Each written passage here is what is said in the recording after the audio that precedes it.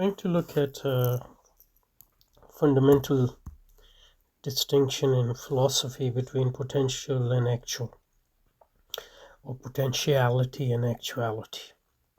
So the fundamental distinction, or there are two dual concepts in philosophy and in other sciences as well. They are used between potentiality and actuality, and the corresponding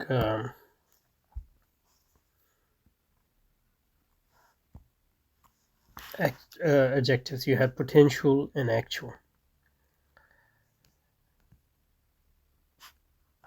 and we use these words and these concepts in our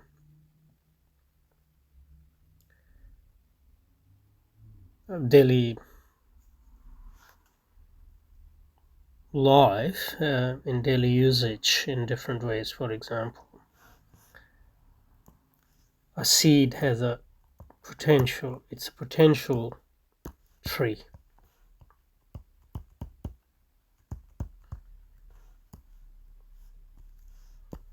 That is, if it is provided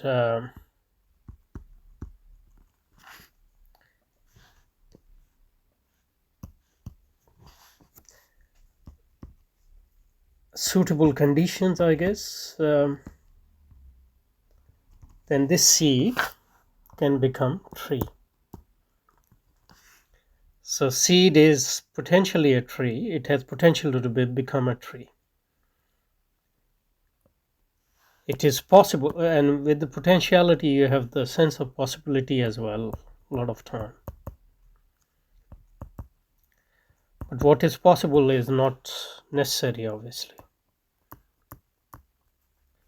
A seed may become a tree and may not become a tree, depending on the surrounding conditions and the circumstances. The potentiality has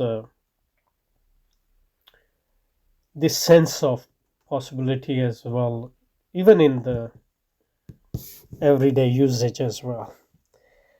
So yeah, potentiality. So seed is potentially a tree. It has a possibility or a potential to become a tree, and tree is an actuality.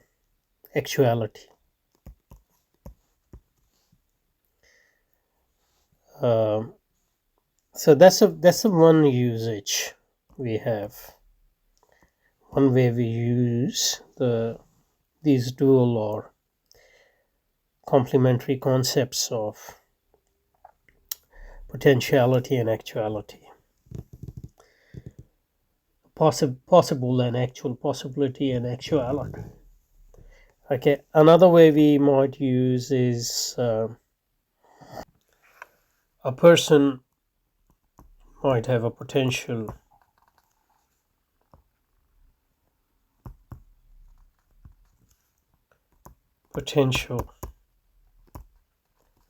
to become a great physicist or mathematician.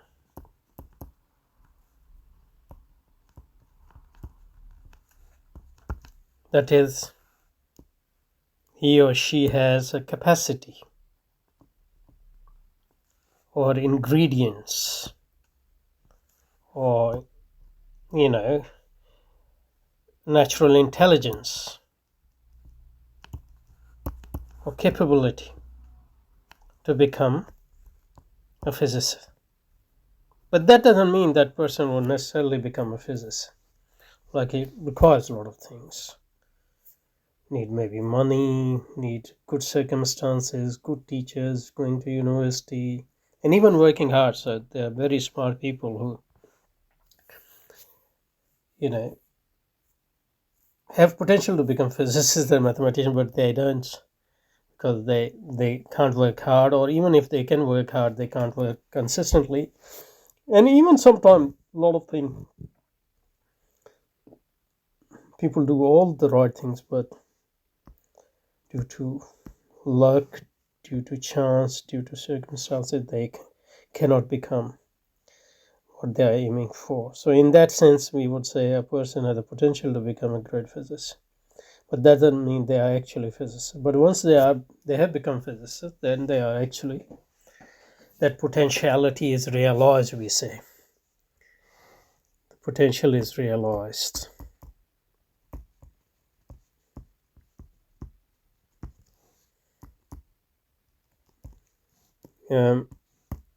Sometimes we say actualize. Another word we use, actuality, almost in the same sense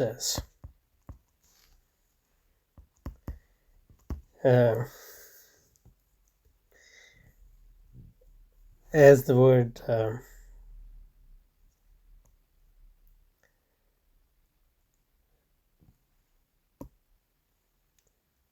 actuality. Yeah, potentiality and actuality. So realization, actualization are sometimes used interchangeably here. Okay, so this is the second context. The first was the seed, then the second. And third, maybe we also use this conception with ideas.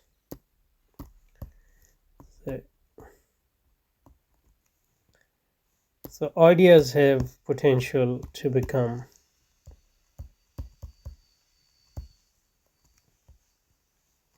to be realized and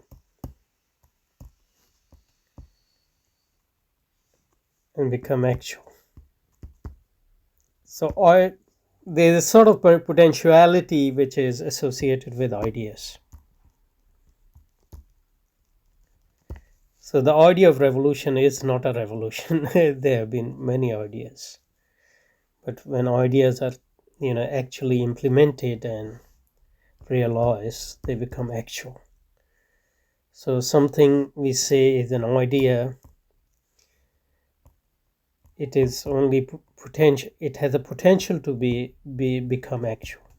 It's not actual yet, but once it is realized, once it is implemented, then we can say that it has been actualized. These are three examples which just came to my mind. I'm sure if we think, we can come up with many other contexts in which we use these twin ideas of potentiality and actuality. And these two concepts in philosophy and physics, we use in philosophy and physics and other sciences as well, I guess. But they obviously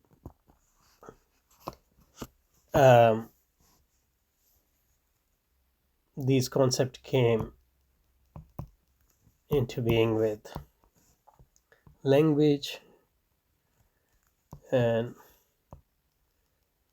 human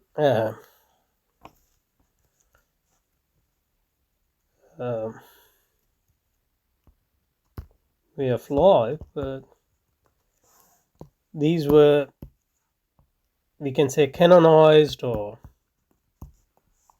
developed by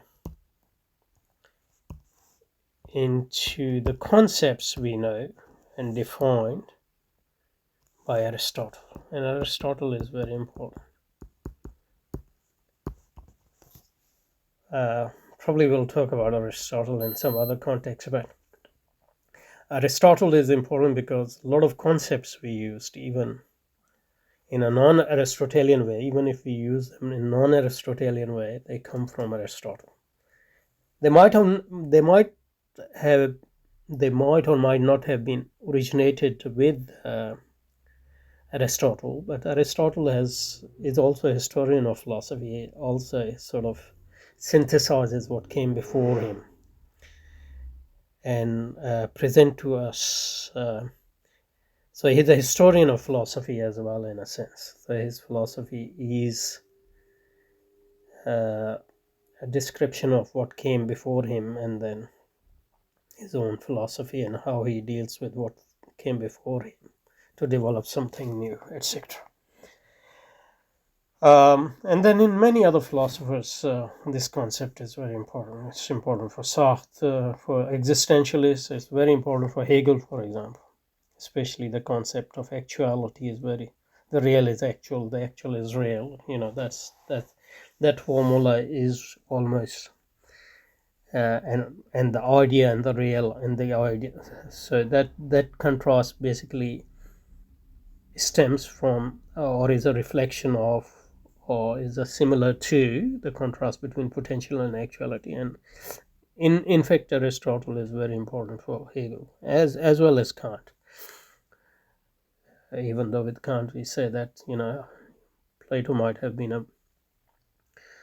a more important influence on him, but I think as far as conceptual apparatus is concerned, I think even for Kant Aristotle is very important as both in his theoretical and practical philosophy. Anyway, so this is Aristotle's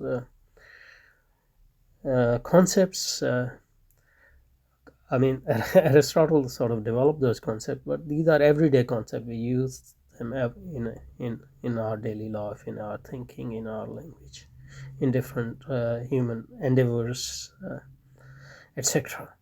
So it's part of our form of life, or forms of life, as Wittgenstein would have said. Okay.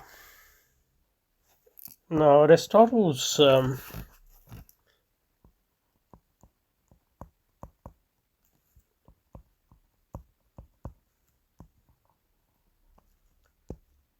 conception of potentiality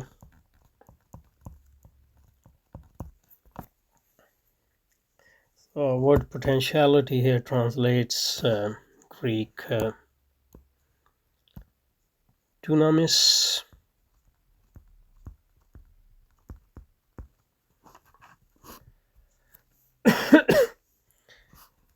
and the word actuality, which itself comes from Latin.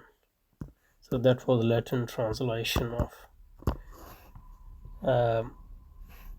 Aristotle's word for actuality, energia.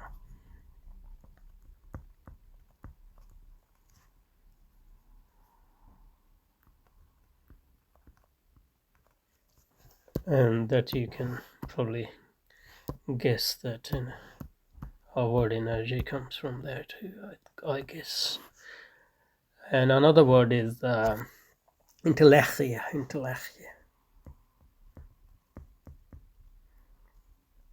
but more commonly energia.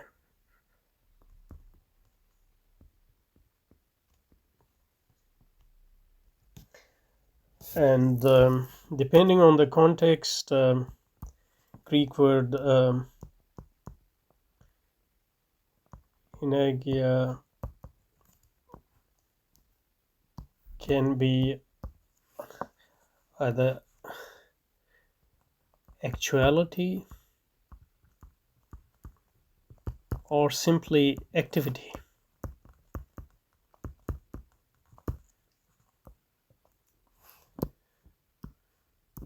I guess action as well, although there might be some other issues with that word. On the other hand, the word for potentiality, dunamis, can either be translated as potentiality or even power, potential and power. Okay, and obviously these words, Greek words, were translated first into Latin. That's how a lot of our concepts have come to English. So, for example,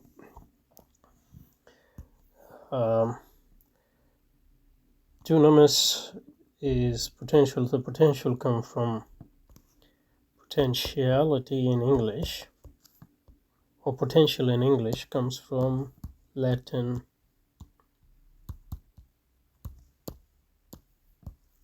potent. We still use that in English.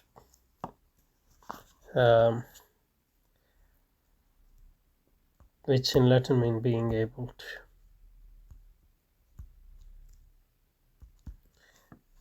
Which related potentia, which is power. And from there our word potential comes into English through Middle English and all that. And the same for actual. English word actual, which is a translation of energia, comes from Latin actus, actualis, actual, which means active or practical. And apparently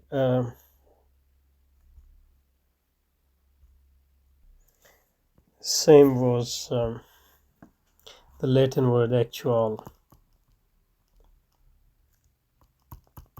Thus was translated by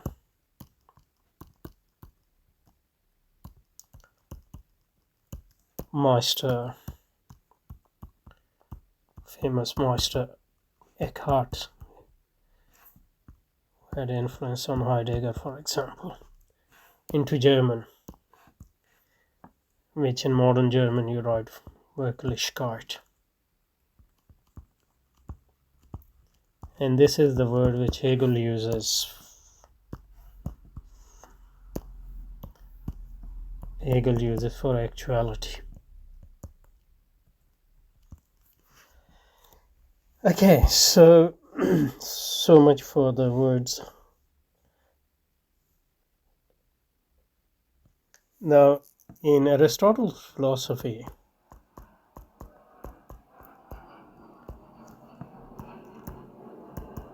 these two concepts play a major role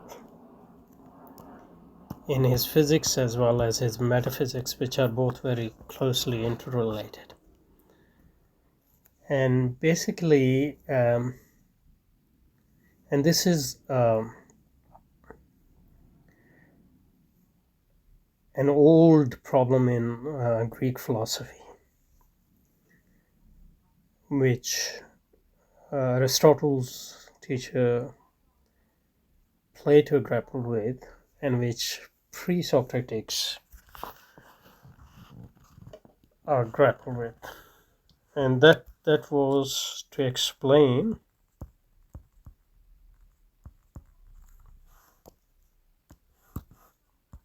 motion.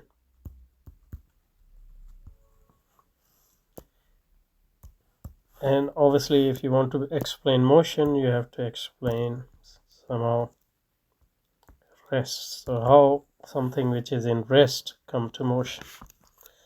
And pre-Socratic philosophers had two views about it. Some philosophers said that motion was real and the rest was just an appearance.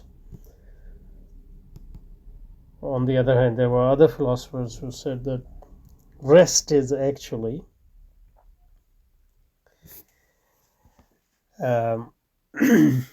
real and the motion is just an illusion or appearance. And Aristotle sort of took all those debates and tried to systematically investigate. That's one of the key thing about Aristotle: systematically investigate the problem of change. And how does something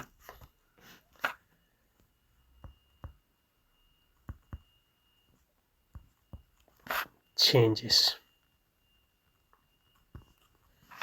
And what is involved in it? And obviously motion is a particular type of change.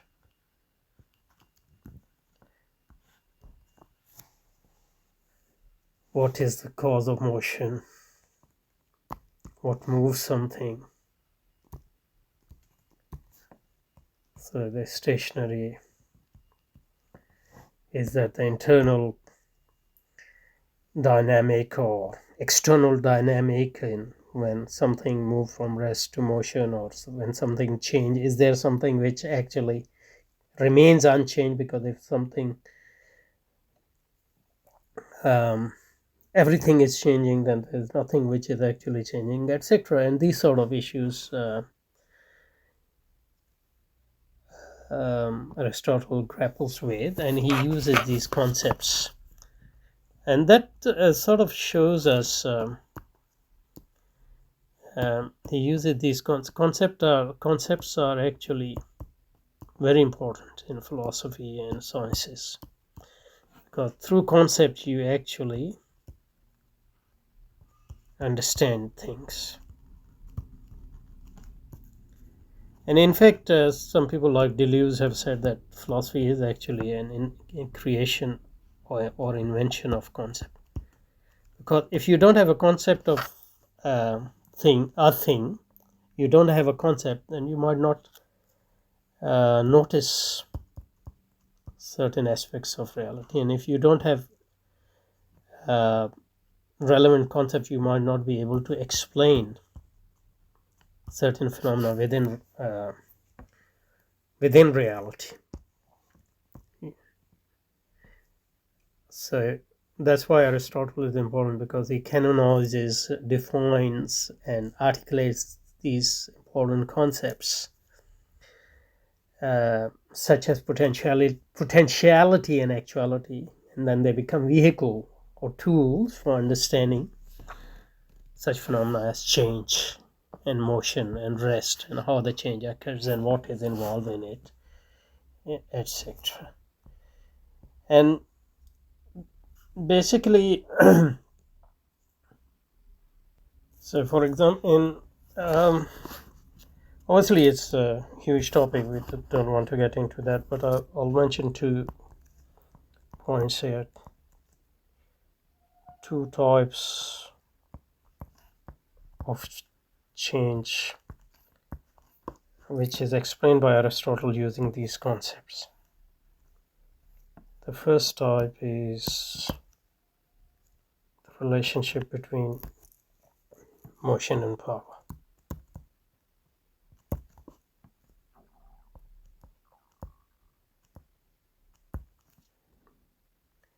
And Aristotle uses it to explain, for example, the relationship between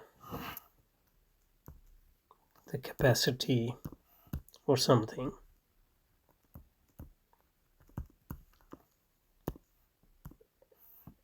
and their actualization.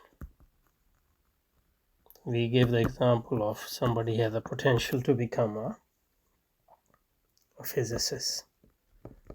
So that would be, that capacity would be explained as potential, and and the actualization would be you're becoming actual physicist, for example, or you have a capacity to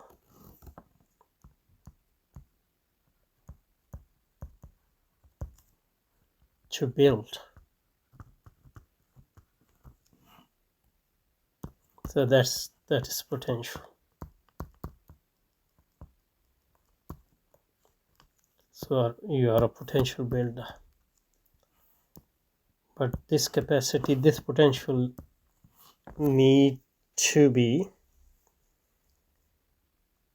actualized and realized through the employment of power and action, combined with other related conditions, and through that potential becomes actual. That is, you actually build a house, for example. So Aristotle uses these concepts of potential actual to explain these type of changes. Or, for example, in biology, you might explain the changes from how seed become a tree, for example. Other type of changes which Aristotle used this concept to explain is closely related to its distinction between matter and form, and the related conception of substance. So how there you have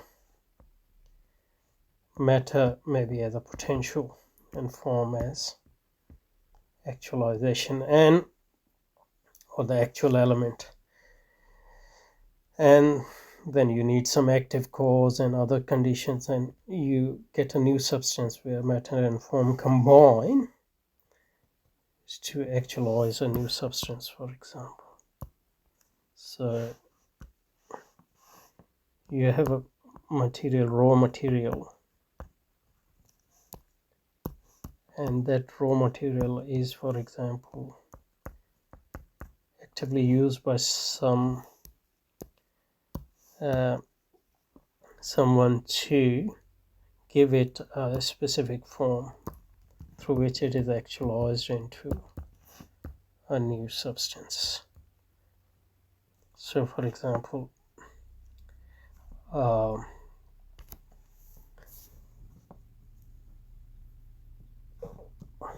and then this active form can be actual agency, or it can be, the natural causes, for example.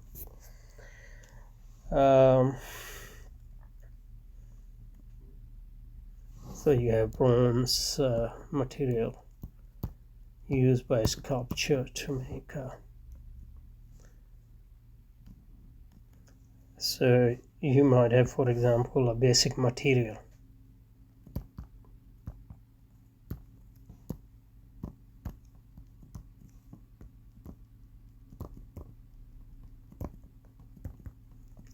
sort of that's potential.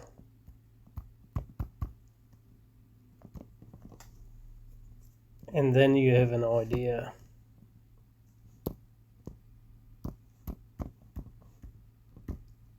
for a specific form,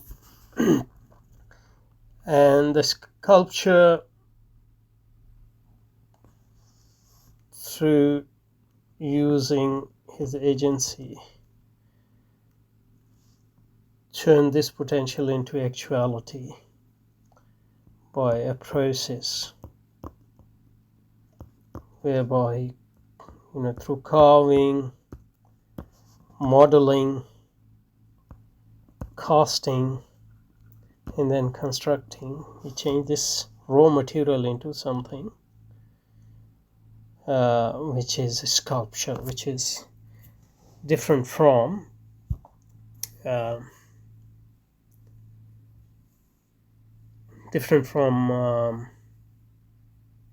the actual raw material. So this is also, I think, an example of the first type. But in the second type, maybe we can think of hydrogen, for example, mixing with oxygen to make water, for example. So water is a new substance in a sense. Hydrogen and oxygens are matter which take a new form to become a new substance. So there's a potential, and this is actualization, which is activated through giving it a new form. Anyway, so these are various ways in which Aristotle uses this concept. Okay, I'll stop here. Maybe I'll we'll go through a dictionary definition from one of the dictionaries of potentiality and actuality in Aristotle, and then we'll finish with that. So this is Metaphysics, Ancient Greek Philosophy. When Aristotle moved from a static discussion of the structure of reality to a dynamic discussion, so the question of motion or change, he introduced a distinction between potentiality and actuality in association with another distinction between matter and form. I just gave a very rough idea of matter and form, which is in a sense misleading, because for Aristotle, matter and form on their own don't exist in reality. They're very abstract concept, because any matter we actually see in the world is already at a form, and any form we see in the world already the material form conjoined with matter. So in a sense, matter and form as potential and actuality are abstract concepts in Aristotle. Okay, he even used these two distinctions interchangeably for this very reason. Aristotle divided relationship between actuality and potentiality into two major kinds. The types, and this might correspond to what I was saying. The first kind linked the relationship to that between motion and power, or agency, I guess. It conformed to the etymological sense of potentiality. Potential is power, and actuality is and concerns a relation such as that between the capacity to build and exercise of that capacity. The exercise through agency, you transform potential into actuality, whether it is a potential for building, or potential becoming a physicist, or potential of seed to become a tree, or potential of different sorts of raw materials to become sculpture of different sorts, for example. Okay, the second kind linked the relationship to that between generated substance and matter. So that was our last example. With regard to Aristotle's discussion of substance, it can also be divided into two types. In the first type, matter, potentiality. Here we are talking about matter as very abstract thing, which actually doesn't exist in reality. Develops into some form actuality to generate a thing. With potentiality and actuality thus belonging to two different stages. In the second type, form, actuality, and proximate matter potentially in a sense exist together as two aspects of the same thing, as I explained. In various ways, Aristotle held that actuality is prior to potentiality in a sense, because everything is by the nature wants to. For example, seed is actually in its very nature a tree, potential tree. So in that sense, actual tree is prior to seed, because that is the development of the very nature of seed, for example. And this concept you will find in Hegel as well. In Aristotle's, all the difference between Hegel and Aristotle will come here. In Aristotle's theology, God have an eternal nature, is pure actuality without involving any potentiality, and God for him is a prime being as well. So in that sense, and everything actually moved towards God naturally. So God in a sense is a end cause or telos of everything. So it moves everything without itself moving. So everything by its very nature moves towards perfection or actualization in that sense. And this is here a little pithy quote from Aristotle's Metaphysics. To all such potentialities, then actuality is prior both in formula and substantiality, and in time it is prior in one sense, and in another not. So in a sense, seed is prior to tree, yeah. But in another sense, if you look at from the perspective of the fact that the nature of seed is to be a tree, then you can say that its nature, which is already present within it, is prior. Okay, so we'll just it was a very rough introduction to this concept. We'll be looking at this concept again and again in the future. Okay.